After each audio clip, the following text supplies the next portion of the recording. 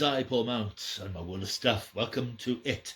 Another video. Sorry, I'm pumping them out this week, which I did say I wasn't going to do. I said I was going to be a bit more sparing, but I don't know, just things that I wanted to talk about. I've had some more posts, so I thought I'd do an opening of that, although it is actually already open. So this is cheating bit. This came lunchtime. It's now, I don't know, 8 o'clock-ish, 8:30 on Thursday night. So I thought I'd mention this. I've got a couple of other things that I've had, so it's like a mini media update. And I also want to talk about a trailer that's been released this afternoon online. You've probably seen it by now. If you haven't, go take a look immediately. It's not a reaction because I don't do reaction videos, but I'm just going to talk about my reactions to the new trailer for Jurassic Park or Jurassic World Dominion, which is coming out this summer. But first of all, let's see what's in the post. This is a book which I ordered. Sorry, I'm looking towards the cat flap, expecting the cat to come through any moment. I ordered this. I saw a review of it last November, December in a film magazine. I thought, that's got my name written all over it. So I ordered it, and it's come today, and I'd not exactly forgotten about it, but I had a message earlier in the week that it was on its way. And it's Planet of the Apes, The Complete History by Sean Egan. I'm a huge fan of the Planet of the Apes film series, both the original series and the fantastic reboot trilogy that came out a few years ago.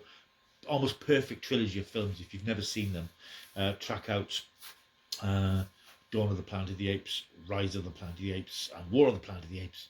Oh, the titles just came back to me. And of course the original quadrilogy of films from the 60s and 70s, which started with the brilliant Planet of the Apes in 1967. And even though there's variable quality, especially towards the end, I think it's still a really good arc of stories over those 5 films. And of course Planet of the Apes went on into books, cartoons, magazines. That we don't speak about the Tim Burton 2001 remake. That was very good.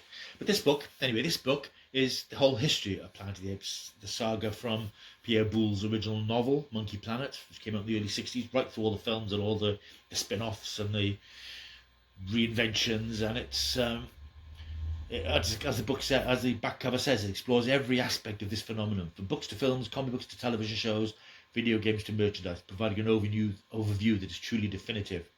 With the help of new and exclusive interviews with Planet of the Apes producers, directors, writers, actors and makeup artists, Sean Egan attempts to gain an understanding of how media property changed the world. Sean Egan is an American writer who's written for things like Billboard, Classic Rock. He actually writes for Total Film. So he knows his stuff. He's written, he's written about James Bond as well. He might have written a very good James Bond book I read a few years ago. Anyway, I'm really looking forward to getting stuck into this. It's a text-heavy book. It's not a illustrative book, although there are a few pages of stills at the back.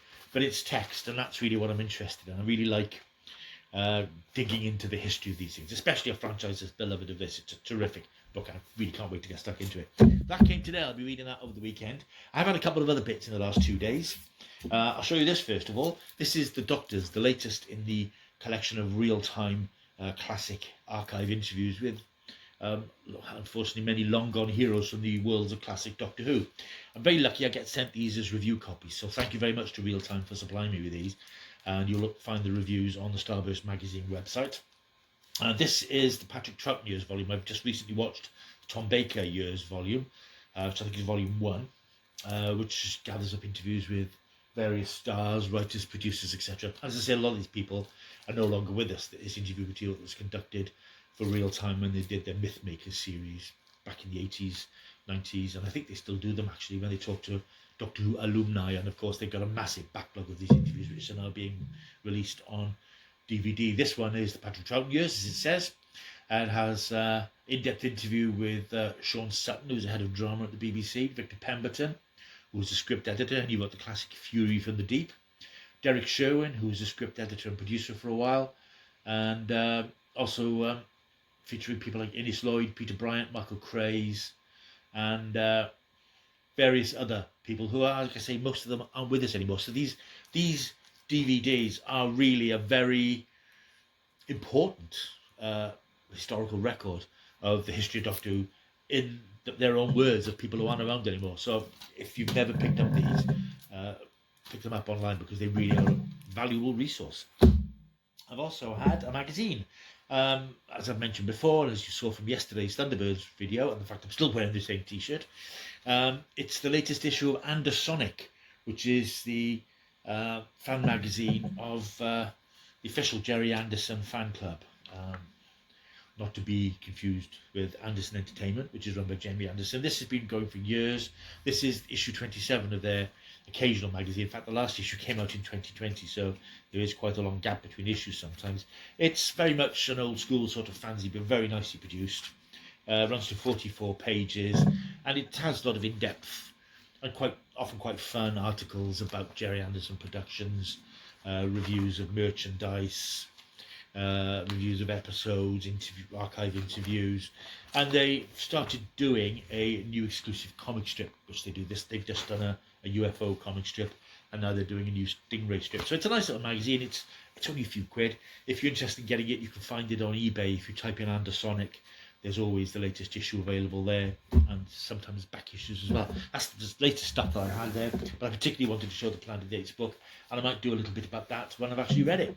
Right, before I go, just a quick few comments on the Jurassic World Dominion trailer, which was released this afternoon. I watched it about 5 o'clock, watched it a couple of times now. This is what I wanted from this particular version of Jurassic Park, Jurassic World.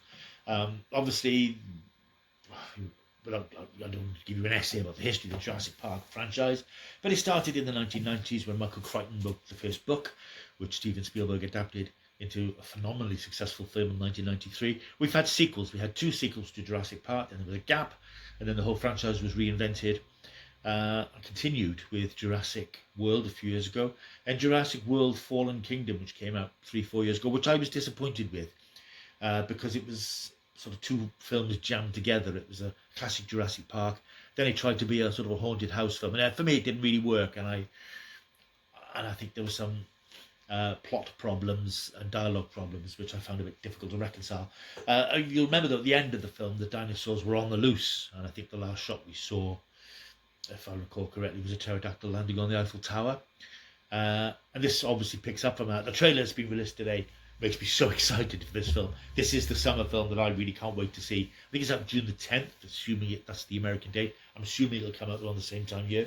And that can't come soon enough, because this looks like a terrific end to this particular trilogy.